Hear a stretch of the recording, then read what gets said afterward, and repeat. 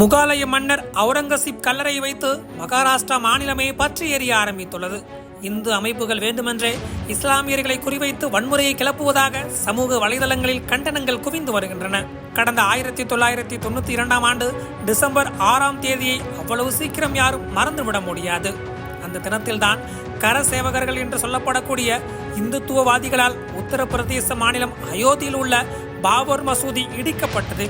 பாஜகவின் முக்கிய அரசியல் கொள்கைகளில் ஒன்று அந்த இடத்தில் ராமர் கோவில் கட்ட வேண்டும் என்பதுதான்.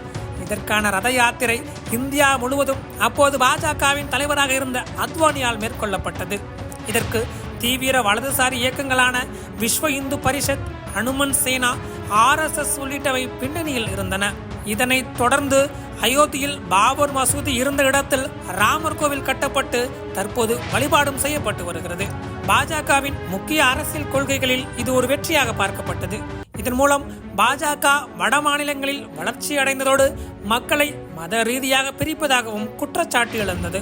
இந்த நிலையில்தான் தற்போது இந்து அமைப்புகள் புதிய மத அரசியலை கையில் எடுத்துள்ளது.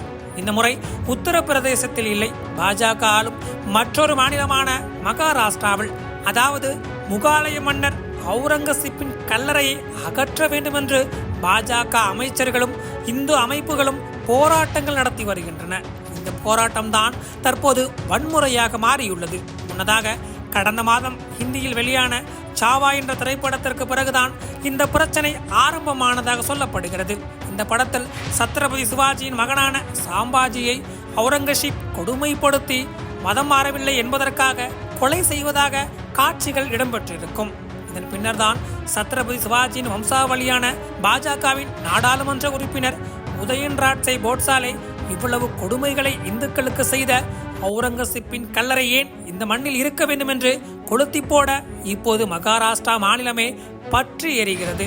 இஸ்லாமியர்களின் வீடுகள் மற்றும் கடைகளை குறிவைத்து இந்து அமைப்புகள் கல் வீசியும் பெட்ரோல் குண்டுகளை எரிந்தும் வன்முறையில் ஈடுபட்டு வருகின்றன. வேண்டுமென்றே இந்து அமைப்புகள் இஸ்லாமியர்களை குறிவைத்து வன்முறையை கிளப்புவதாக சமூக வலைதளங்களில் கண்டனங்கள் குவிந்து வருகின்றன. மறுபுறம் அம்மாநில முதலமைச்சர் தேவேந்திர பட்னாவிஸ், நாக்பூர் ஒரு அமைதியான நகரம், இங்கு மக்கள் ஒருவருக்கொருவர் மகிழ்ச்சியிலும் துக்கத்திலும் பகிர்ந்து கொள்கிறார்கள், இது எப்போதும் நாக்பூருக்கான பாரம்பரியம், எந்த வதந்திகளையும் நம்ப வேண்டாம் என்று கூறியுள்ளது குறிப்பிடத்தக்கது.